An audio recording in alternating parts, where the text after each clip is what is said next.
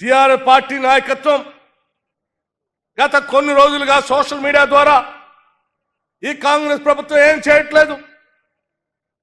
ఏం పని చేయట్లేదు, ప్రజలను గాలికి వదిలేశారని చెప్పి రోడ్డు మీదకి వచ్చి ధర్నాలు చేస్తాం, లేకపోతే పేపర్లో ప్రకటనలు ఇస్తాం, లేకపోతే సోషల్ మీడియాలో బురద చల్లుతాం చేసే కార్యక్రమాలు చేస్తూ ఉంటే మేమందరం అనుకున్నాం మేము అధికారంలోకి వచ్చింది ప్రజల కోసం పని చేయటానికే తప్ప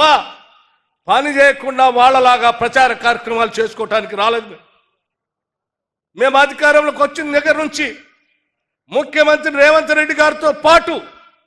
ఈ మంత్రి మండలిలో ఉన్న ప్రతి మంత్రి రోజుకి 18 గంటలు పనిచేస్తూ అనేక అభివృద్ధి కార్యక్రమాలు చేసుకుంటూ భవిష్యత్ తరాలకు ఏమేమి కావాలో చేసుకుంటూ పునాదులు వేసుకుంటూ పోతూ వచ్చాము తప్ప ఏ రోజు ప్రచారం చేసుకుందాం అనేటువంటి ఆలోచన చేయలేదు.